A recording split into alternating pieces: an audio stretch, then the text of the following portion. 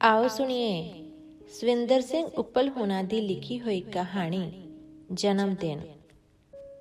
ਜਿਉਂ ਹੀ ਜੁਗਲ ਪ੍ਰਸਾਦ ਦੀ 5 ਰੁਪਏ ਤਨਖਾਹ ਵਧੀ, ਉਸ ਆਪਣੇ ਸਭ ਤੋਂ ਛੋਟੇ ਲੜਕੇ ਜੋਤੀ ਨੂੰ ਮੁੱਢ ਤੋਂ ਹੀ ਅੰਗਰੇਜ਼ੀ ਪੜ੍ਹਾਈ ਜਾਣ ਵਾਲੇ ਤੇ ਨਵੀਨ ਵਿਦਿਅਕ ਵਿਉਂਤਾਂ ਅਨੁਸਾਰ ਚੱਲ ਰਹੇ ਕਿਸੇ ਸਕੂਲ ਵਿੱਚ ਦਾਖਲ ਕਰਾਉਣ ਦੀ ਚਿਰ ਸੋਚੀ ਸਦਰ ਪੂਰੀ ਕਰਨੀ ਚਾਹੀ।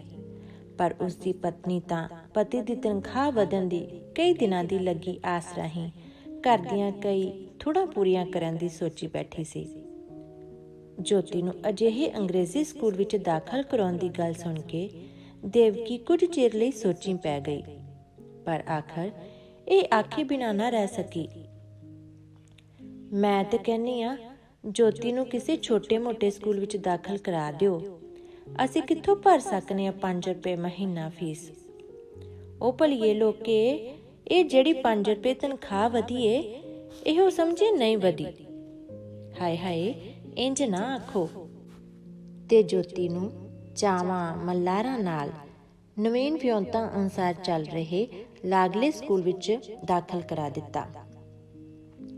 ਜੁਗਲ ਪ੍ਰਸਾਦ ਜਿੱਥੇ ਇਹ ਚਾਹੁੰਦਾ ਸੀ ਕਿ ਉਸਦਾ ਲੜਕਾ ਅੰਗਰੇਜ਼ੀ ਵਿੱਚ ਪ੍ਰਬੀਨ ਹੋਵੇ, ਉੱਥੇ ਉਹ ਜ਼ਿਆਦਾ ਇਸ ਕਰਕੇ ਅਜਿਹੇ ਸਕੂਲ ਵਿੱਚ ਮੁੰਡੇ ਨੂੰ ਦਾਖਲ ਕਰਾਉਣਾ ਜ਼ਰੂਰੀ ਸਮਝਦਾ ਸੀ ਕਿ ਉੱਥੇ ਹਰ ਸ਼ਖਸੀਅਤ ਨੂੰ ਪੁੰਗਰਨ ਲਈ ਲੋੜੀਂਦੀ ਤਰ੍ਹਾਂ ਦੇ ਅਵਸਰ ਦਿੱਤੇ ਜਾਂਦੇ ਹਨ। ਕਦੀ ਕਦੀ ਉਹ ਦਫ਼ਤਰ ਜਾਣ ਸਮੇਂ ਘਰੋਂ ਕੁਝ ਸਵੇਰੇ ਟੁਰ ਜਾਂਦਾ ਸੀ ਅਤੇ ਅਜਿਹੇ ਸਕੂਲਾਂ ਦੇ ਬਾਹਰ ਖਲੋ ਕੇ ਵੇਖਦਾ ਕਿ ਬੱਚੇ ਚੰਗੇ ਕੱਪੜੇ ਪਾਏ, ਊਚ ਨੀਚ ਤੋਂ ਬੇਲਾਗ, ਨਿਖਰੇ ਪੁਖਰੇ ਹੌਲੀ ਹੌਲੀ ਇੱਕ ਦੂਜੇ ਨਾਲ ਗੱਲਾਂ ਕਰਦੇ, ਆਪਸ ਵਿੱਚ ਪਿਆਰ ਨਾਲ ਖੇਡਦੇ। ਗਾਲ ਕੱਢਣੀ ਤਾਂ ਉਹਨਾਂ ਦੀਆਂ ਉਸਤਾਦਨੀਆਂ ਅਨੁਸਾਰ ਪਾਪ ਸੀ। ਬਿਨਾਂ ਝਿਜਕ ਉਹ ਹਰ ਇੱਕ ਨਾਲ ਗੱਲਾਂ ਕਰ ਲੈਂਦੇ ਅਤੇ ਉਤਸ਼ਾਹ ਭਰਪੂਰ ਆਪਣੇ ਆਪ ਤੇ ਪੂਰਾ ਭਰੋਸਾ ਹੋਣ ਕਾਰਨ ਉਹ ਅਵਸਰ ਅਨੁਸਾਰ ਗੱਲ ਸੋਚ ਸਕਦੇ। ਇਹੋ ਜਿਹੀਆਂ ਹੀ ਕੁਝ ਗੱਲਾਂ ਸਨ ਜਿਨ੍ਹਾਂ ਕਾਰਨ ਜੁਗਲ ਪ੍ਰਸਾਦ ਦੀ ਚਿਰੋਕਣੀ ਸਦਰ ਸੀ ਕਿ ਉਹ ਵੀ ਆਪਣੇ ਨਿੱਕੇ ਲੜਕੇ ਨੂੰ ਅਜਿਹੇ ਸਕੂਲ ਵਿੱਚ ਦਾਖਲ ਕਰਾਏ। ਇਹਨਾਂ ਸਕੂਲਾਂ ਵਿੱਚ ਪੜ੍ਹਾਉਣ ਨੂੰ ਤਾਂ ਹਰ ਇੱਕ ਦਾ ਦਿਲ ਕਰਦਾ ਹੈ, ਪਰ ਪੜ੍ਹਾ ਕੋਈ ਕੋਈ ਹੀ ਸਕਦਾ ਹੈ। ਕਿਉਂ ਜੋ ਇਹਨਾਂ ਸਕੂਲਾਂ ਦੀਆਂ ਮੁੱਛਾਂ ਦਾੜੀ ਤੋਂ ਵੀ ਵੱਡੀਆਂ ਹੁੰਦੀਆਂ ਹਨ। ਭਾਵ ਦਾਖਲਾ, ਵਰਦੀ, ਖੇਡਾਂ ਦੀ ਫੀਸ, ਖਾਣ ਪੀਣ ਦੇ ਪੈਸੇ ਆਦਿ ਕੁਝ ਅਜਿਹੀਆਂ ਰਕਮਾਂ ਹਨ ਜਿਨ੍ਹਾਂ ਨੂੰ ਦੇਣ ਨਾਲ ਹੀ ਆਮ ਮਨੁੱਖ ਦਾ ਤਾਂ ਕਚੂਮਰ ਹੀ ਨਿਕਲ ਜਾਂਦਾ ਹੈ। ਪਰ ਜੁਗਲ ਪ੍ਰਸਾਦ ਇਰਾਦੇ ਦਾ ਬੜਾ ਪੱਕਾ ਸੀ। ਇਸ ਕਰਕੇ ਉਸ ਇੱਧਰੋਂ ਮੰਗ ਤੰਗ ਕੇ ਬੜੀ ਮੁਸ਼ਕਿਲ ਨਾਲ ਇਕੱਠੇ ਕੀਤੇ 40 ਰੁਪਏ ਦੇਣ ਵੇਲੇ ਜ਼ਰਾ ਚੂੰ-ਚਾਂ ਨਾ ਕੀਤੀ। ਮੁੰਡੇ ਨੂੰ ਸਕੂਲ ਵਿੱਚ ਦਾਖਲ ਕਰਾ ਕੇ ਉਹ ਬਹੁਤ ਖੁਸ਼ ਹੋਇਆ। ਅੱਜ ਉਹ ਮਾਂ ਨਾਲ ਟੁਰ ਰਿਹਾ ਸੀ। ਉਹ ਸੋਚਦਾ, ਜੋਤੀ ਇਹੋ ਜਿਹੇ ਨਿਖਰੇ ਤੇ ਸਾਫ਼ ਵਾਤਾਵਰਨ ਵਿੱਚ ਪੜ੍ਹ ਕੇ ਬਹੁਤ ਲਾਇਕ ਬਣੇਗਾ। ਆਜ਼ਾਦ ਭਾਰਤ ਦਾ ਉਹ ਇੱਕ ਬਹੁਤ ਵੱਡਾ ਤੇ ਚੰਗਾ ਅਫਸਰ ਬਣ ਜਾਵੇਗਾ। ਸਾਡੇ ਉੱਠ ਰਹੇ ਭਾਰਤ ਨੂੰ ਅਜਿਹੇ ਅਵਸਰਾਂ ਦੀ ਸਖਤ ਲੋੜ ਹੈ। ਸਾਡੇ ਭਾਰਤ ਲਈ ਜੋਤੀ ਜੋਤ ਬਣ ਕੇ ਵਿਖਾ ਦੇਗਾ। ਜੋਤੀ ਜਿੱਥੇ ਲਾਇਕ ਸੀ, ਉੱਥੇ ਸੋਹਣਾ ਵੀ ਪੁੱਜ ਕੇ ਸੀ। ਉਸਦੀ ਉਸਤਾਦਨੀ ਸਾਫ਼ ਤੇ ਚਿੱਟੇ ਕੱਪੜਿਆਂ ਵਿੱਚ ਜੰਮ ਕੇ ਉਸਦੇ ਰੂਪ ਸੁੰਦਰ ਨਕਸ਼ਾਂ ਨੂੰ ਵੇਖ ਕੇ ਪਿਆਰ ਕੀਤੇ ਬਿਨਾਂ ਨਾ ਰਹਿ ਸਕਦੀ। ਉਹ ਉਸਦਾ ਉਚੇਚਾ ਧਿਆਨ ਰੱਖਦੀ। ਮਹੀਨੇ ਪਿੱਛੋਂ ਜਦੋਂ ਉਸਦਾ ਇਮਤਿਹਾਨ ਹੋਇਆ ਤਾਂ ਜੋਤੀ ਸਾਰੇ ਜਮਾਤੀਆਂ ਤੋਂ ਹਰ ਗੱਲ ਵਿੱਚ ਅੱਗੇ ਸੀ। ਉਸਦੀ ਪ੍ਰਿੰਸੀਪਲ ਨੇ ਰਿਪੋਰਟ ਵਿੱਚ ਖੁਸ਼ੀ ਪ੍ਰਗਟ ਕਰਨ ਦੇ ਨਾਲ ਨਾਲ ਜੁਗਲ ਪ੍ਰਸਾਦ ਨੂੰ ਅਜਿਹੇ ਕਾਬਲ ਤੇ ਲਾਇਕ ਸਪੁੱਤਰ ਦਾ ਪਿਓ ਹੋਣ ਉੱਤੇ ਵਧਾਈ ਘੱਲੀ। ਹੁਣ ਤਾਂ ਜੁਗਲ ਪ੍ਰਸਾਦ ਆਪਣੇ ਵਰਗਾ ਖੁਸ਼ਕਿਸਮਤ ਪਿਓ ਕਿਸੇ ਨੂੰ ਸਮਝਦਾ ਹੀ ਨਹੀਂ ਸੀ। ਦਫ਼ਤਰ ਵਿੱਚ ਉਹ ਆਪਣੇ ਕਲਰਕ ਸਾਥੀਆਂ ਨਾਲ ਜੋਤੀ ਦੀ ਲਿਆਕਤ ਬਾਰੇ ਗੱਲਾਂ ਬੜੇ ਮਾਣ ਨਾਲ ਕਰਦਾ ਅਤੇ ਘਰ ਵਿੱਚ ਉਹ ਬਾਕੀ ਦੇ ਧੀਆਂ ਪੁੱਤਰਾਂ ਨੂੰ ਜੋਤੀ ਵਰਗਾ ਲਾਇਕ ਬਣਨ ਦੀ ਪ੍ਰੇਰਨਾ ਦਿੰਦਾ ਰਹਿੰਦਾ। ਦੇਵਕੀ ਨੂੰ ਕਈ ਵਾਰੀ ਕਹਿੰਦਾ, ਮੈਂ ਕਹਿੰਦਾ ਨਹੀਂ ਸੀ ਹੁੰਦਾ ਕਿ ਜੋਤੀ ਸਾਰੇ ਖਾਨਦਾਨ ਦਾ ਨਾਂ ਰੋਸ਼ਨ ਕਰੇਗਾ। ਇਹ ਗੱਲ ਸੁਣ ਕੇ ਉਸਦੀ ਪਤਨੀ ਦੇਵਕੀ ਵੀ ਆਪਣੇ ਆਪ ਉੱਤੇ ਦਿਲ ਵਿੱਚ ਇਸ ਗੱਲ ਕਾਰਨ ਮਾਣ ਕਰਦੀ ਕਿ ਆਖਰ ਇਹੋ ਜਿਹਾ ਲਾਇਕ ਚੰਨ ਪੁੱਤਰ ਜੰਮਿਆ ਤਾਂ ਮੈਂ ਹੀ ਹੈ ਨਾ। ਹਾਲਾਂ 6 ਮਹੀਨੇ ਹੀ ਲੰਘੇ ਸਨ ਕਿ ਇੱਕ ਦਿਨ ਜੋਤੀ ਪ੍ਰਿੰਸੀਪਲ ਦੀ ਇੱਕ ਚਿੱਠੀ ਲਿਆਇਆ। ਜੁਗਲ ਪ੍ਰਸਾਦ ਉਸਨੂੰ ਪੜ੍ਹਦਿਆਂ ਹੀ ਖਿੜ ਪੁੜ ਗਿਆ। ਮੈਂ ਕਿਹਾ ਸੁਣਨੀ ਹੈ ਜੋਤੀ ਦੀ ਮਾਂ, ਇਹ ਵੇਖੋ। ਤੇ ਉਹ ਜੋਤੀ ਨੂੰ ਚੁੱਕ ਕੇ ਰਸੋਈ ਵਿੱਚ ਲੈ ਗਿਆ। ਉਹ ਜੋਤੀ ਨੂੰ ਪਿਆਰ ਤੇ ਪਿਆਰ ਦੇਈ ਜਾ ਰਿਹਾ ਸੀ, ਜਿਵੇਂ ਉਸਨੇ ਅੱਜ ਪਿਆਰ ਦੇ ਅੰਦਰ ਰਿਕਾਰਡ ਤੋੜ ਕੇ ਹੀ ਰੱਖ ਦੇਣਾ ਹੋਵੇ। ਤੇ ਜੋਤੀ ਵਿਚਾਰਾ ਹੈਰਾਨ ਪਰੇਸ਼ਾਨ ਪਿਓ ਦੇ ਮੂੰਹ ਵੱਲ ਹੀ ਦੇਖੀ ਜਾ ਰਿਹਾ ਸੀ। ਮੈਂ ਕਿਹਾ ਜੀ ਗੱਲ ਤੇ ਦੱਸੋ, ਇਤਨੇ ਖੁਸ਼ ਕਿਸ ਗੱਲੋਂ ਪਏ ਹੁੰਦੇ ਹੋ? ਦੇਵਕੀ ਵੀ ਗੱਲ ਜਾਣ ਕੇ ਇਸ ਖੁਸ਼ੀ ਵਿੱਚ ਛੇਤੀ ਤੋਂ ਛੇਤੀ ਸ਼ਾਮਲ ਹੋਣ ਲਈ ਉਤਾਵਲੀ ਹੋ ਰਹੀ ਸੀ। ਚੱਲ ਕਮਰੇ ਵਿੱਚ ਚੱਲ, ਇਹ ਗੱਲ ਜ਼ਰਾ ਆਰਾਮ ਨਾਲ ਦੱਸਣ ਵਾਲੀ ਏ। ਤੇ ਜੁਗਲ ਪ੍ਰਸਾਦ ਜੋਤੀ ਨੂੰ ਉਸੇ ਤਰ੍ਹਾਂ ਚੁੱਕ ਕੇ ਕਮਰੇ ਵਿੱਚ ਆ ਗਿਆ। ਦੇਵਕੀ ਵੀ ਖੁਸ਼ੀ ਲਈ ਤਿਆਰ ਹੁੰਦੀ ਹੋਈ ਉਤਾਵਲੀ ਪਤੀ ਦੇ ਪਿੱਛੇ ਕਮਰੇ ਵਿੱਚ ਆ ਗਈ। ਜ਼ਰਾ ਮੰਜੇ ਤੇ ਬੈਠ ਜਾ, ਜੁਗਲ ਪ੍ਰਸਾਦ ਮੁਸਕਰਾਇਆ ਅਤੇ ਕੁਰਸੀ ਉੱਤੇ ਬੈਠ ਕੇ ਆਈ ਚਿੱਠੀ ਨੂੰ ਫਿਰ ਪੜ੍ਹਨ ਲਈ ਐਨਕ ਨੂੰ ਨੱਕ ਉੱਤੇ ਠੀਕ ਜਮਾਉਣ ਲੱਗ ਪਿਆ। ਇੱਕ ਅੱਧ ਮਿੰਟ ਲਈ ਉਹ ਅੰਗਰੇਜ਼ੀ ਵਿੱਚ ਲਿਖੀ ਚਿੱਠੀ ਨੂੰ ਫਿਰ ਪੜ੍ਹਦਾ ਰਿਹਾ, ਤਾਂ ਜੋ ਉਹ ਸਾਰੀ ਦੀ ਸਾਰੀ ਖੁਸ਼ਖਬਰੀ ਨੂੰ ਆਪਣੀ ਜੀਵਨ ਸਾਥਣ ਨਾਲ ਸਾਂਝੀ ਕਰ ਸਕੇ। ਦੱਸੋ ਵੀ ਨਾ। ਫਿਰ ਦੇਵਕੀ ਨੇ ਇੰਜ ਮੁਸਕਰਾਉਂਦਿਆਂ ਆਖਿਆ ਜਿਵੇਂ ਉਸ ਤੋਂ ਹੋਰ ਉਡੀਕਣਾ ਅਸਹਿ ਹੋ ਰਿਹਾ ਸੀ। ਲੈ ਸੁਣ। ਤੇ ਫਿਰ ਉਸ ਐਨਕ ਉੱਚੀ ਕਰਕੇ ਹੌਲੀ ਹੌਲੀ ਦੇਵਕੀ ਨੂੰ ਸਮਝਾਉਂਦਿਆਂ ਕਿਹਾ, ਐਤਵਾਰ ਨੂੰ ਜੋਤੀ ਦੀ ਪ੍ਰਿੰਸੀਪਲ ਨੇ ਲਿਖਿਆ ਹੈ ਕਿ ਇਸ ਪ੍ਰਾਂਤ ਦੇ ਪ੍ਰਸਿੱਧ ਮੰਤਰੀ ਸ਼੍ਰੀ ਜਵਾਲਾ ਪ੍ਰਸਾਦ ਦਾ ਜਨਮ ਦਿਨ ਇੱਥੋਂ ਦੀ ਨਾਗਰਿਕ ਸਭਾ ਵੱਲੋਂ ਮਨਾਇਆ ਜਾ ਰਿਹਾ ਹੈ। ਸ਼ਹਿਰ ਦੇ ਚੋਣੇ ਸਕੂਲਾਂ ਦੇ 2 ਲਾਇਕ ਵਿਦਿਆਰਥੀਆਂ ਨੂੰ ਇਸ ਮੌਕੇ ਉੱਤੇ ਮੰਤਰੀ ਜੀ ਮਿਲਣਾ ਪਸੰਦ ਕਰਨਗੇ। ਕੇਜੀ ਜਮਾਤ ਵਿੱਚੋਂ ਸਾਡੇ ਜੋਤੀ ਨੂੰ ਚੁਣਿਆ ਗਿਆ ਹੈ, ਇਹ ਉਹਨਾਂ ਨੂੰ ਹਾਰ ਪਾਏਗਾ। ਇਹ ਸੁਣਦਿਆਂ ਸਾਰ ਦੇਵਕੀ ਨੇ ਉੱਠ ਕੇ ਜੋਤੀ ਨੂੰ ਆਪਣੀ ਗੋਦ ਵਿੱਚ ਲੈ ਲਿਆ। ਇਹ ਮੇਰਾ ਲਾਲ ਜਾਏਗਾ ਐਡੇ ਵੱਡੇ ਮੰਤਰੀ ਕੋਲ, ਮੈਂ ਸਦਕੇ ਜਾਵਾਂ। ਫਿਰ ਘੁੱਟ ਕੇ ਜੋਤੀ ਨੂੰ ਛਾਤੀ ਨਾਲ ਲਾ ਲਿਆ। ਦੇਵਕੀ ਦਾ ਚਿਹਰਾ ਉਸ ਵੇਲੇ ਕਿਸੇ ਤੇਜਸਵੀ ਦੇ ਚਿਹਰੇ ਨਾਲੋਂ ਘੱਟ ਨਹੀਂ ਸੀ ਚਮਕ ਰਿਹਾ। ਪਤਨੀ ਨੂੰ ਖੁਸ਼ ਹੁੰਦਿਆਂ ਵੇਖ ਕੇ ਜੁਗਲ ਪ੍ਰਸਾਦ ਹੋਰ ਗਦਗਦ ਹੋ ਗਿਆ। ਜੋਤੀ ਨੇ ਅੱਜ ਉਸ ਦੀ ਗੱਲ ਰੱਖ ਵਿਖਾਈ ਸੀ। ਫਿਰ ਉਸ ਅੱਖਾਂ ਮੀਟ ਲਈਆਂ ਤਾਂ ਜੋ ਉਹ ਸਾਰੀ ਖੁਸ਼ੀ ਨੂੰ ਆਪਣੇ ਅੰਦਰ ਸਿੰਜਰ ਲਏ। ਪਰ ਝਟ ਹੀ ਅੱਖਾਂ ਖੋਲ ਕੇ ਉਸਨੇ ਦੇਵਕੀ ਨੂੰ ਆਖਿਆ, ਹਾਂ ਸੱਚ, ਮੈਂ ਇਹ ਤਾਂ ਤੈਨੂੰ ਦੱਸਣਾ ਭੁੱਲ ਗਿਆ ਕਿ ਜੋਤੀ ਲਈ ਕੁਝ ਖਾਸ ਤਰ੍ਹਾਂ ਦੇ ਕੱਪੜੇ ਤਿਆਰ ਕਰਨੇ ਨੇ ਉੱਥੇ ਪਾ ਕੇ ਜਾਣ ਲਈ। ਫਿਰ ਐਨਕ ਠੀਕ ਕਰਕੇ ਚਿੱਠੀ ਨੂੰ ਪੜ੍ਹਦਿਆਂ ਹੀ ਆਖਦਾ ਗਿਆ, ਚਿੱਟੀ ਕਮੀਜ਼, ਚਿੱਟੀ ਨਿੱਕਰ, ਚਿੱਟੀਆਂ ਜਰਾਬਾਂ ਤੇ ਇੱਕ ਸੁਨਹਿਰੀ ਹਾਰ। ਇਹਨਾਂ ਚੀਜ਼ਾਂ ਦੇ ਨਾਂ ਸੁਣਦਿਆਂ ਹੀ ਦੇਵਕੀ ਦੀ ਖੁਸ਼ੀ ਕਾਫੂਰ ਹੋ ਗਈ। ਉਸਦੇ ਮੂੰਹ ਉੱਤੇ ਆ ਰਿਹਾ ਖਿੜਾਓ ਉੱਥੇ ਹੀ ਰੁਕ ਗਿਆ ਤੇ ਫਿਰ ਹੌਲੀ ਹੌਲੀ ਖਿੜਾਓ ਦੀ ਥਾਂ ਚਿੰਤਾ, ਦੁੱਖ ਤੇ ਕਲੇਸ਼ ਨੇ ਮੱਲ ਲਈ। ਉਸ ਇੰਜ ਅਨੁਭਵ ਕੀਤਾ ਜਿਵੇਂ ਕਿ ਉਹ ਖੇੜੇ ਦੇ ਮਹਿਲ ਨੂੰ ਦੂਰੋਂ ਵੇਖ ਕੇ ਖੁਸ਼ ਹੋ ਗਈ ਸੀ, ਅਤੇ ਜਿਉਂ ਹੀ ਉਸਨੇ ਖੁਸ਼ੀ ਉਸਦੇ ਅੰਦਰ ਪੈਰ ਧਰਨ ਲਈ ਚੁੱਕਿਆ, ਕਿਸੇ ਨੇ ਅਚਾਨਕ ਹੀ ਖੇੜੇ ਦੇ ਮਹਿਲ ਦਾ ਦਰਵਾਜ਼ਾ ਹੀ ਬੰਦ ਕਰ ਦਿੱਤਾ। ਕੀ ਗੱਲ ਏ, ਉਦਾਸ ਹੋ ਗਈ ਏ? ਜੁਗਲ ਪ੍ਰਸਾਦ ਨੂੰ ਇਸ ਖੁਸ਼ੀ ਦੀ ਘੜੀ ਸਮੇਂ ਉਸਦਾ ਬਿਲ ਬਤੌਰੀ ਵਰਗਾ ਮੂੰਹ ਜ਼ਰਾ ਨਾ ਪਾਇਆ। ਮੈਂ ਸੋਚਦੀ ਹਾਂ ਇਹਨਾਂ ਚੀਜ਼ਾਂ ਵਾਸਤੇ ਪੈਸੇ ਕਿੱਥੋਂ ਲਵਾਂਗੇ? ਅੱਜ ਤੇ ਮਹੀਨੇ ਦੀ 26 ਤਰੀਕ ਏ, ਘਰ ਮਸਾਂ 10-12 ਆਨੇ ਪਏ ਨੇ ਦਾਲ ਸਬਜ਼ੀ ਲਈ। ਹਾਲਾਂ ਤਾਂ ਪਿਛਲੇ ਮੰਗੇ 40 ਵੀ ਨਹੀਂ ਉਤਰੇ। ਇਸ ਕਰੜੀ ਅਸਲੀਅਤ ਨੇ ਤਾਂ ਜਿਵੇਂ ਜੁਗਲ ਪ੍ਰਸਾਦ ਨੂੰ ਵੀ ਹੇਠਾਂ ਪਟਾਕ ਮਾਰਿਆ ਹੋਵੇ। ਉਹ ਤਾਂ ਹਾਲਾਂ ਦੀ ਖੇੜੇ ਦੇ ਗਗਨ ਉੱਤੇ ਹੀ ਪਿਤਰੀ ਪਿਆਰ ਦੇ ਖੰਭ ਲਾਈ ਉਡਾਰੀਆਂ ਲਾਈ ਜਾ ਰਿਹਾ ਸੀ। ਉਸਦਾ ਇਸ ਜ਼ਰੂਰੀ ਪਾਸੇ ਪਹਿਲਾਂ ਧਿਆਨ ਹੀ ਨਹੀਂ ਸੀ ਗਿਆ। ਜਿਵੇਂ ਸਵਾਦਿਸ਼ਟ ਭੋਜਨ ਲਈ ਜਲਦੀ ਖਾਦਿਆਂ ਦੰਦਾਂ ਹੇਠ ਆ ਕੇ ਕੱਟੀ ਗਈ ਜੀਭ ਸਾਰੇ ਦਾ ਸਾਰਾ ਸਵਾਦ ਮਾਰ ਦਿੰਦੀ ਹੈ, ਕੁਝ ਇਸ ਤਰ੍ਹਾਂ ਬੇਸਵਾਦੀ ਜੁਗਲ ਪ੍ਰਸਾਦ ਨੇ ਦੇਵਕੀ ਦੀ ਅਸਲੀਅਤ ਵਰਗੀ ਕੋੜੀ ਗੱਲ ਸੁਣ ਕੇ ਅਨੁਭਵ ਕੀਤੀ। ਉਸਨੂੰ ਆਪਣੀ ਤੰਗ ਮਾਇਕ ਹਾਲਤ ਉੱਤੇ ਬੜੀ ਖੇਜ ਆਈ, ਜਿਹੜੀ ਕਦਮ ਉੱਤੇ ਉਸਦਾ ਰਾਹ ਆਣ ਰੋਕਦੀ ਸੀ। ਫਿਰ ਉਸਦੀ ਇਹ ਖਿਜ ਕ੍ਰੋਧ ਬਣ ਦੇਵਕੀ ਉੱਤੇ ਵਸ ਪਈ। ਬਸ ਤੂੰ ਤਾਂ ਹਰ ਵੇਲੇ ਇਹੋ ਹੀ ਰੋਣੇ ਰੋਂਦੀ ਰਿਹਾ ਕਰੀ, ਲੋਕੀ ਇਹੋ ਜਿਹੇ ਮੌਕਿਆਂ ਲਈ ਤਰਸਦੇ ਨੇ, ਤੂੰ ਹੈ ਕਿ?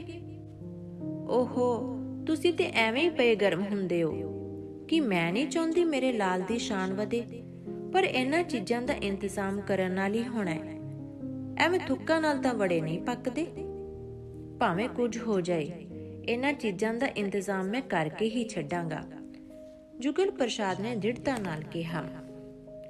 ਮੈਂ ਵੇਖਦੀ ਹਾਂ ਗੁੱਡੀ ਦੀ ਬੁਗਨੀ ਵਿੱਚ ਕਿੰਨੇ ਪੈਸੇ ਨੇ। ਉਹ ਰੋਵੇਗੀ ਤਾਂ ਸਹੀ, ਪਰ ਮੈਂ ਉਸਨੂੰ ਪਰਚਾ ਲਵਾਂਗੀ। ਤੇ ਉਹ ਬੁਗਣੀ ਲੈਣ ਚਲੀ ਗਈ। ਦੇਵਕੀ ਤੇ ਜਾਣ ਉੱਤੇ ਜੁਗਲ ਪ੍ਰਸਾਦ ਨੇ ਸੋਚਿਆ, ਮੈਂ ਐਵੇਂ ਹੀ ਦੇਵਕੀ ਵਿਚਾਰੀ ਉੱਤੇ ਗੁੱਸੇ ਹੋਣ ਲੱਗ ਜਾਂਦਾ ਹਾਂ। ਇਹ ਪੈਸੇ ਦੀ ਘਾਟ ਮੈਨੂੰ ਹਮੇਸ਼ਾ ਗੁੱਸਾ ਚੜਾ ਦਿੰਦੀ ਹੈ। ਇਹ ਵੀ ਕੀ ਜ਼ਿੰਦਗੀ ਹੋਈ, ਪੈਸੇ ਪੈਸੇ ਲਈ ਜਬਕਤੇ ਫਿਰਨਾ। ਕੀ ਸਾਡੇ ਗਰੀਬਾਂ ਦਾ ਇਤਨਾ ਵੀ ਹੱਕ ਨਹੀਂ ਕਿ ਅਸੀਂ ਆਪਣੇ ਹੋਣਹਾਰ ਲੜਕੇ ਦੀ ਇੱਕ ਨਿੱਕੀ ਖੁਸ਼ੀ ਨੂੰ ਖਰੀਦ ਸਕੀਏ? ਤੇ ਇਹ ਅਮੀਰ ਹਜ਼ਾਰਾਂ ਰੁਪਏ ਐਵੇਂ ਹੀ ਅਯਾਸ਼ੀਆਂ ਵਿੱਚ ਰੋੜਦੇ ਫਿਰਦੇ ਨੇ। ਅਸੀਂ ਗਰੀਬ ਉਤਨਾ ਚਿਰ ਨਹੀਂ ਉੱਠ ਸਕਾਂਗੇ ਜਿਤਨਾ ਚਿਰ ਅਸੀਂ ਆਪ ਯਤਨ ਨਹੀਂ ਕਰਦੇ। ਅਮੀਰ ਨੇ ਤਾਂ ਨਾ ਸਾਨੂੰ ਉਠਾਲਣਾ ਹੈ ਅਤੇ ਨਾ ਹੀ ਕਦੀ ਉੱਠਣ ਦੇਣਾ ਹੈ। ਫਿਰ ਉਸ ਦਾ ਧਿਆਨ ਦੇਵਕੀ ਵੱਲ ਗਿਆ, ਜਿਹੜੀ ਵਿਚਾਰੀ ਜਦੋਂ ਦੀ ਵਿਆਹੀ ਗਈ ਸੀ ਤੰਗੀ ਤੁਰਸ਼ੀ ਦੇ ਪੁੜਾਂ ਵਿੱਚ ਹੀ ਪਿਸ ਰਹੀ ਸੀ। ਹੁਣ ਉਸਦੇ ਮਨ ਵਿੱਚ ਦੇਵਕੀ ਲਈ ਵਧੇਰੇ ਤਰਸ ਸੀ। ਵਿਚਾਰੀ ਕੀ ਕਰੇ? ਬੜੀ ਮੁਸ਼ਕਲ ਨਾਲ 150 ਵਿੱਚ 5 ਬੱਚਿਆਂ ਨੂੰ ਪਾਲਦੀ ਏ। ਮੈਂ ਕਿਹਾ ਜੀ, ਗੁੱਡੀ ਦੀ ਬੁਗਨੀ ਚੋਂ 7.5 ਆਨੇ ਨਿਕਲੇ ਤੇ ਜੋਤੀ ਦੀ ਬੁਗਨੀ ਚੋਂ 12 ਆਨੇ। ਜੁਗਲ ਪ੍ਰਸਾਦ ਨੇ ਵੇਖਿਆ ਕਿ ਉਹ ਵਿਚਾਰੀ ਯਤਨ ਕਰ ਰਹੀ ਸੀ ਕਿ ਕਿਸੇ ਤਰ੍ਹਾਂ ਮੇਰਾ ਲਾਲ ਸਕੂਲ ਵਾਲਿਆਂ ਦੀ ਇੱਛਾ ਅਨੁਸਾਰ ਤਿਆਰ ਹੋ ਕੇ ਐਤਵਾਰ ਨੂੰ ਸਕੂਲ ਜਾ ਸਕੇ। ਉਹ ਸੋਚਿਆ, ਸਕੂਲ ਵਾਲਿਆਂ ਤਾਂ ਆਪਣੇ ਵੱਲੋਂ ਸਾਡੇ ਬੱਚੇ ਨੂੰ ਮਾਣ ਦਿੱਤਾ ਹੈ, ਪਰ ਉਹ ਕੀ ਜਾਣਨ ਕਿ ਇਹ ਮਾਣ ਸਾਡੇ ਲਈ ਜ਼ਹਿਮਤ ਬਣ ਜਾਏਗਾ। ਅੱਛਾ, ਪਰਵਾਹ ਨਹੀਂ, ਭਾਵੇਂ ਕੁਝ ਵੀ ਹੋ ਜਾਏ, ਮੇਰੇ ਬੱਚੇ ਨੂੰ ਐਤਵਾਰ ਇਹ ਸਾਰੀਆਂ ਚੀਜ਼ਾਂ ਮਿਲਣੀਆਂ ਹੀ ਚਾਹੀਦੀਆਂ ਹਨ। ਅੱਜ ਵੀਰਵਾਰ ਹੈ, ਵਿੱਚੋਂ ਦਿਨ ਤੇ ਹੋਏ ਸ਼ੁੱਕਰ ਤੇ ਸ਼ਨੀਚਰ। ਕੋਈ ਗੱਲ ਨਹੀਂ। ਇਹ ਸੋਚ ਕੇ ਉਹ ਪੱਕੇ ਇਰਾਦੇ ਨਾਲ ਘਰੋਂ ਬਾਹਰ ਨਿਕਲ ਗਿਆ, ਕਿਸੇ ਤੋਂ ਕੁਝ ਪੈਸੇ ਫੜਨ ਲਈ, ਬਿਨਾਂ ਇਸ ਗੱਲ ਨੂੰ ਅਨੁਭਵ ਕੀਤਿਆਂ ਕਿ ਮੈਂ ਹੁਣੇ ਹੀ ਦਫ਼ਤਰੋਂ ਥੱਕਾ ਟੁੱਟਾ ਆਇਆ ਹਾਂ। ਘੰਟੇ ਪਿੱਛੋਂ ਜਦ ਉਹ ਮੁੜਿਆ ਤਾਂ ਉਹਦੀ ਜੇਬ ਵਿੱਚ ਰੁਪਏ ਦੇ 3 ਨੋਟ ਸਨ। ਉਸਨੂੰ ਇਹਨਾਂ 3 ਰੁਪਇਆਂ ਦਾ ਉਧਾਰ ਲੈਣ ਲਈ ਕਿੰਨਿਆਂ ਅੱਗੇ ਲਿਲਕੜੀਆਂ ਲੈਣੀਆਂ ਪਈਆਂ ਸਨ ਤੇ ਤਦ ਜਾ ਕੇ ਉਹ ਇੱਕ ਮਿੱਤਰ ਕੋਲੋਂ 3 ਰੁਪਏ ਫੜ ਸਕਿਆ ਸੀ। ਘਰ ਵਿੱਚ ਆ ਕੇ ਬਜਟ ਵਿੱਚ ਆ ਪਈ ਨਵੀਂ ਤੇੜ ਉੱਤੇ ਵਿਚਾਰ ਕੀਤੀ ਗਈ। ਇੱਕ ਫਟੀ ਸਫੈਦ ਚਾਦਰ ਵਿੱਚੋਂ ਗਵਾਂਢਣ ਦੀ ਮਸ਼ੀਨ ਤੇ ਮੈਂ ਇਸ ਦੀ ਕਮੀਜ਼ ਤਾਂ ਤਿਆਰ ਕਰ ਲਵਾਂਗੀ। ਹਾਂ, ਚਿੱਟੀ ਨਿੱਕਰ ਦਾ ਕੱਪੜਾ ਵੀ ਬਾਜ਼ਾਰੋਂ ਲੈਣਾ ਹੀ ਪੈਣਾ ਹੈ ਤੇ ਸਵਾਉਣੀ ਦਰਜੀ ਤੋਂ ਪਵੇਗੀ। ਮੈਨੂੰ ਨਿੱਕਰ ਸਿਉਣ ਦੀ ਜਾਚ ਨਹੀਂ। ਦੇਵਕੀ ਨੇ ਪਤੀ ਨੂੰ ਇਹਨਾਂ ਪੈਸਿਆਂ ਨਾਲ ਹੀ ਕੰਮ ਸਾਰਨ ਦੀ ਤਰਕੀਬ ਦੱਸਦਿਆਂ ਕਿਹਾ। ਦੇਵਕੀ ਤੋਂ ਬੁਗਨੀਆਂ ਵਿੱਚੋਂ ਨਿਕਲਿਆ ਭੰਨ ਤੋੜ ਲੈ ਕੇ ਜਦੋਂ ਘਰੋਂ ਤੁਰਨ ਲੱਗਾ ਤਾਂ ਉਸ ਵੇਖਿਆ ਜੋਤੀ ਘਰ ਨਹੀਂ ਸੀ। ਸਾਰੇ ਪਾਸੇ ਭਾਲਿਆ ਪਰ ਕਿਧਰੇ ਨਜ਼ਰ ਨਾ ਆਇਆ। ਭਾਵੇਂ ਇਸ ਸਮੇਂ ਥੋੜਾ ਥੋੜਾ ਹਨੇਰਾ ਹੋ ਗਿਆ ਸੀ, ਪਰ ਜੁਗਲ ਪ੍ਰਸਾਦ ਨਹੀਂ ਸੀ ਚਾਹੁੰਦਾ ਕਿ ਇਸ ਕੰਮ ਵਿੱਚ ਹੋਰ ਦੇਰ ਕੀਤੀ ਜਾਏ। ਉਹ ਆਪ ਹੀ ਜੋਤੀ ਨੂੰ ਲੱਭਣ ਚਲਾ ਗਿਆ। ਉਸ ਵੇਖਿਆ ਕਿ ਬਾਹਰ ਗਲੀ ਵਿੱਚ ਜੋਤੀ ਮੁੰਡਿਆਂ ਨਾਲ ਖੇਡ ਰਿਹਾ ਸੀ। ਉਸਨੂੰ ਇਸ ਤਰ੍ਹਾਂ ਨਿਸ਼ਚਿੰਤ ਵੇਖ ਉਸ ਸੋਚਿਆ, ਸੱਚ ਕਹਿੰਦੇ ਨੇ ਕਿ ਬਚਪਨ ਬਾਦਸ਼ਾਹੀ ਹੁੰਦੀ ਹੈ। ਇਸ ਨੂੰ ਕੋਈ ਫਿਕਰ ਨਹੀਂ ਆਪਣੇ ਕੱਪੜੇ ਦਾ ਬੰਦੋਬਸਤ ਕਰਨ ਦਾ। ਮਾਪੇ ਆਪੇ ਪਈ ਫਿਕਰ ਕਰਨ। ਕੋਈ 2 ਘੰਟਿਆਂ ਪਿੱਛੋਂ ਜਦੋਂ ਜੁਗਲ ਪ੍ਰਸਾਦ ਅਤੇ ਜੋਤੀ ਘਰ ਨੂੰ ਮੁੜ ਰਹੇ ਸਨ ਤਾਂ ਦੋਹਾਂ ਦੇ ਚਿਹਰੇ ਖਿੜੇ ਹੋਏ ਸਨ। ਜੋਤੀ ਤਾਂ ਇਸ ਲਈ ਖੁਸ਼ ਸੀ ਕਿ ਅੱਜ ਉਸ ਲਈ ਨਵੇਂ ਬੂਟ, ਜੁਰਾਬਾਂ ਅਤੇ ਨਿੱਕਰ ਦਾ ਕੱਪੜਾ ਆਦਿ ਚੀਜ਼ਾਂ ਖਰੀਦੀਆਂ ਗਈਆਂ ਸਨ, ਅਤੇ ਜੁਗਲ ਪ੍ਰਸਾਦ ਇਸ ਔਕੜ ਨੂੰ ਹੱਲ ਕਰਨ ਪਿੱਛੋਂ ਇਸ ਕਰਕੇ ਖੁਸ਼ ਸੀ ਕਿ ਉਹ ਆਪਣੇ ਹੋਣਹਾਰ ਬੱਚੇ ਨੂੰ ਮੰਤਰੀ ਜੀ ਦੇ ਜਨਮ ਦਿਨ ਦੇ ਸਮਾਗਮ ਤੇ ਹਰ ਹਾਲਤ ਘੱਲ ਸਕੇਗਾ। ਉਹ ਦਰਜੀ ਨੂੰ ਸ਼ਨੀਚਰਵਾਰ ਦੀ ਨਿੱਕਰ ਦੇਣ ਦੀ ਪੱਕੀ ਤਾਕੀਦ ਕਰ ਆਇਆ ਸੀ।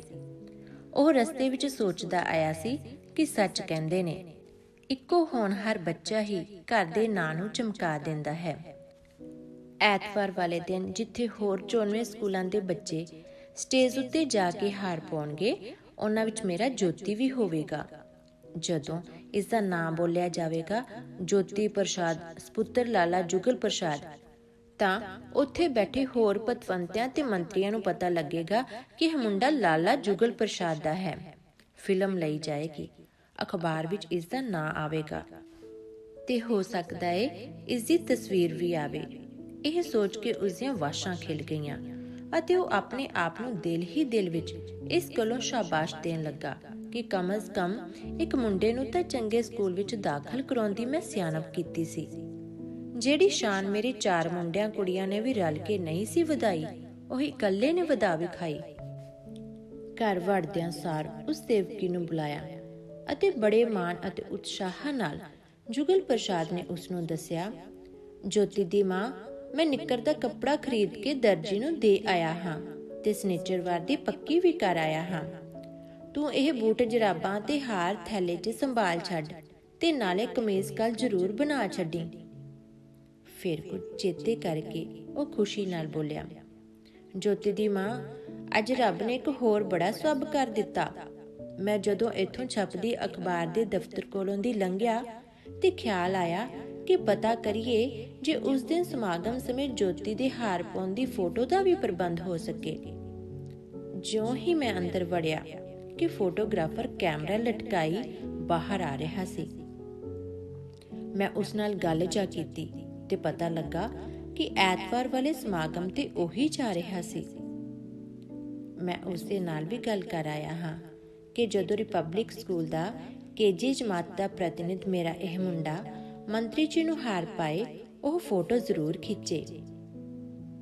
ਦੇਵਕੀ ਦੇ ਮੂੰਹ ਤੇ ਕੁਝ ਚਿੰਤਾ ਦੇ ਨਿਸ਼ਾਨ ਵੇਖ ਕੇ ਆਪਣੀ ਖੁਸ਼ੀ ਵਿੱਚ ਬਿਨਾਂ ਕੋਈ ਫਰਕ ਪੈਣ ਦਿੱਤਿਆਂ ਫਿਰ ਉਹ ਝੱਟ ਬੋਲਿਆ, ਬਾਕੀ ਰਹੀ ਪੈਸਿਆਂ ਦੀ ਗੱਲ, ਫੋਟੋ ਬਣਨ ਤੱਕ ਪਹਿਲੀ ਤਰੀਕ ਹੋ ਜਾਣੀ ਹੈ। ਭਲੀਏ ਲੋਕੇ, ਰੱਬ ਆਪ ਕਰਦਾ ਏ ਗਰੀਬਾਂ ਦਾ ਕੰਮ।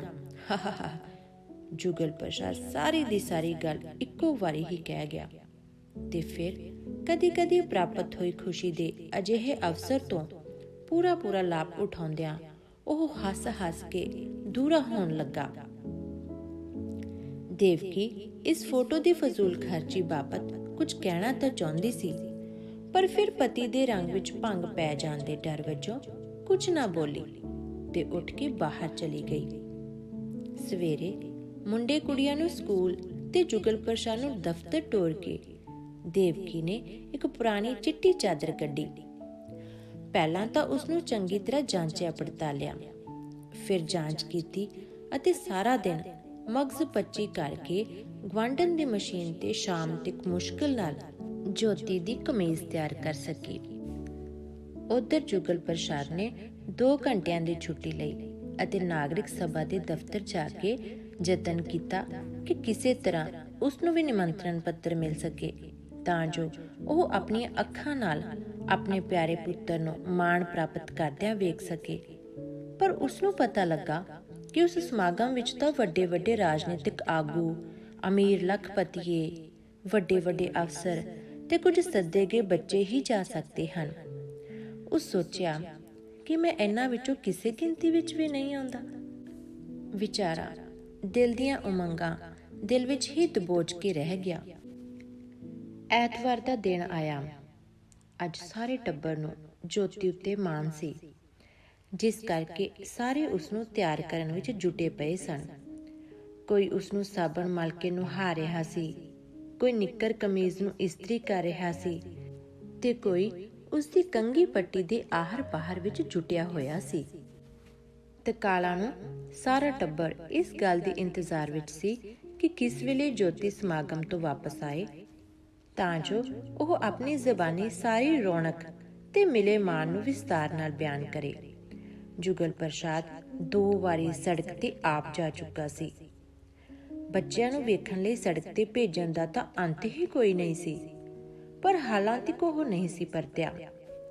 ਅਖੀਰ ਉਸ ਦੂਰੋਂ ਵੇਖਿਆ ਉਸਦੀ ਪ੍ਰਿੰਸੀਪਲ ਜੋਤੀ ਨੂੰ ਆਪ ਨਾਲ ਲਿਆ ਰਹੀ ਸੀ। ਇਹ ਨਜ਼ਾਰਾ ਤੱਕ ਕੇ ਤਾਂ ਜੁਗਲ ਪ੍ਰਸਾਦ ਦੀ ਖੁਸ਼ੀ ਦਾ ਕੋਈ ਅੰਤ ਹੀ ਨਾ ਰਿਹਾ। ਦੇਵਕੀ ਦਾ ਧਿਆਨ ਉਸ ਪਾਸੇ ਵੱਲ ਖਿੱਚਦਿਆਂ ਉਹ ਗਦਗਦ ਹੋ ਕੇ ਬੋਲਿਆ, ਆਖਰ ਸਾਰੇ ਸਕੂਲ ਦਾ ਲਾਇਕ ਬੱਚਾ ਜੋ ਹੋਇਆ। ਪ੍ਰਿੰਸੀਪਲ ਵੀ ਇਸ ਨਾਲ ਆਉਣਾ ਫਖਰ ਸਮਝਦੀ ਏ। ਉਹ ਵੇਖ, ਉਹ ਘੜੀ ਮੁੜੀ ਜੋਤੀ ਵੱਲ ਉੱਠ ਕੇ ਉਸ ਨੂੰ ਘੁੱਟਦੀ ਤੇ ਗੱਲਾਂ ਕਰਦੀ ਏ। ਦੇਵਕੀ ਹੋਰ ਬੱਚਿਆਂ ਨੂੰ ਵੀ ਇਸ ਖੁਸ਼ੀ ਦੇ ਨਜ਼ਾਰੇ ਨੂੰ ਮਾਣਨ ਦਾ ਮੌਕਾ ਦੇਣ ਦੇ ਖਿਆਲ ਨਾਲ ਉਹਨਾਂ ਨੂੰ ਸੱਦਣ ਲਈ ਅੰਦਰ ਚਲੀ ਗਈ। ਪਰ ਨੇੜੇ ਆਉਣ ਤੇ ਜੁਗਲ ਪ੍ਰਸਾਦ ਨੇ ਵੇਖਿਆ ਜੋਤੀ ਡਸਕੋਰੇ ਭਰ ਰਿਹਾ ਸੀ। ਇਹ ਵੇਖ ਕੇ ਜੁਗਲ ਪ੍ਰਸਾਦ ਹੱਕਾ ਬੱਕਾ ਰਹਿ ਗਿਆ। ਉਸਨੂੰ ਇਸ ਗੱਲ ਦੀ ਸਮਝ ਹੀ ਨਹੀਂ ਸੀ ਆ ਰਹੀ। ਆਉਂਦਿਆਂ ਸਾਰ ਉਸ ਪ੍ਰਿੰਸੀਪਲ ਨੇ ਆਖਣਾ ਸ਼ੁਰੂ ਕਰ ਦਿੱਤਾ, ਮਿਸਟਰ ਜੁਗਲ ਪ੍ਰਸਾਦ, ਮੈਨੂੰ ਬਹੁਤ ਅਫਸੋਸ ਹੈ ਕਿ ਆਪ ਜੀ ਦੇ ਸਪੁੱਤਰ ਜੋਤੀ ਨੂੰ ਹਾਰ ਪਹਿਨਾਉਣ ਦਾ ਮਾਣ ਨਹੀਂ ਮਿਲ ਸਕਿਆ, ਕਿਉਂਕਿ ਸੇਠ ਲਖਪਤ ਰਾਏ ਨੇ ਜੋਤੀ ਦੀ ਥਾਂ ਆਪਣੇ ਪੁੱਤਰ ਦਾ ਨਾਮ ਬਦਲਵਾ ਲਿਆ ਸੀ। ਮੈਂ ਤਾਂ ਉਸਦੀ ਇੱਕ ਨਾ ਸੁਣੀ, ਪਰ ਉਸਨੇ ਸਾਡੇ ਚੇਅਰਮੈਨ ਨੂੰ ਆਖ ਕੇ ਇਹ ਕੰਮ ਕਰਵਾ ਲਿਆ। ਤੁਸੀਂ ਜਾਣਦੇ ਹੋ ਕਿ ਮੈਂ ਤਾਂ ਇੱਕ ਮੁਲਾਜ਼ਮ ਹੀ ਹਾਂ। ਇਹ ਸਾਰਾ ਕੁਝ ਜੋਤੀ ਦੀ ਪ੍ਰਿੰਸੀਪਲ ਇੱਕੋ ਸਾਹ ਵਿੱਚ ਕਹਿ ਕੇ ਚੱਲਦੀ ਬਣੀ, ਜਿਵੇਂ ਕੋਈ ਮੁਸਾਫਰ ਆਉਣ ਵਾਲੇ ਤੂਫਾਨ ਦੀ ਮਾਰ ਤੋਂ ਬਚਣ ਲਈ ਖਿਸਕੰਦੀ ਕਰਦਾ ਹੈ। ਜੁਗਲ ਪ੍ਰਸਾਦ ਲਈ ਜਿਵੇਂ ਕੜ ਪਾਟ ਗਿਆ ਹੋਵੇ। ਉਸਨੂੰ ਆਪਣੇ ਪੈਰਾਂ ਹੇਠੋਂ ਜ਼ਮੀਨ ਨਿਕਲਦੀ ਜਾਪੀ। ਉਹ ਉੱਥੇ ਦਾ ਉੱਥੇ ਖਲੋਤਾ ਰਹਿ ਗਿਆ। ਉਸ ਇੰਜ ਮਹਿਸੂਸ ਕੀਤਾ ਜਿਵੇਂ ਕਿਸੇ ਮੋਟੀ ਗੋਗੜ ਵਾਲੇ ਨੇ ਉਸ ਦੇ ਅੰਦਰ ਪੈਟਰੋਲ ਛਿੜਕਣ ਪਿੱਛੋਂ ਤੀਲੀ ਬਾਲ ਕੇ ਉਸ ਦੀਆਂ ਸੱਧਰਾਂ ਤੇ ਉਮੰਗਾਂ ਨੂੰ ਫੂਕ ਦਿੱਤਾ ਹੈ। ਉਸ ਅੱਗ ਦਾ ਲਾਂਬੂ ਉਸ ਦੇ ਰੋਮ ਵਿੱਚੋਂ ਨਿਕਲ ਕੇ ਉਸ ਨੂੰ ਸਾੜ ਰਿਹਾ ਹੈ।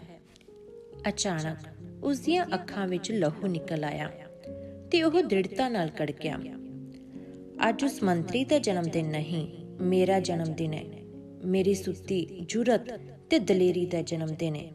ਮੈਂ ਵੇਖਾਂਗਾ ਕਿਵੇਂ ਕੋਈ ਗਰੀਬਾਂ ਦੀਆਂ ਸੱਧਰਾਂ ਤੇ ਉਮੰਗਾਂ ਨੂੰ ਲਿਤਾੜਨ ਦੀ ਜੁਰਤ ਕਰੇਗਾ।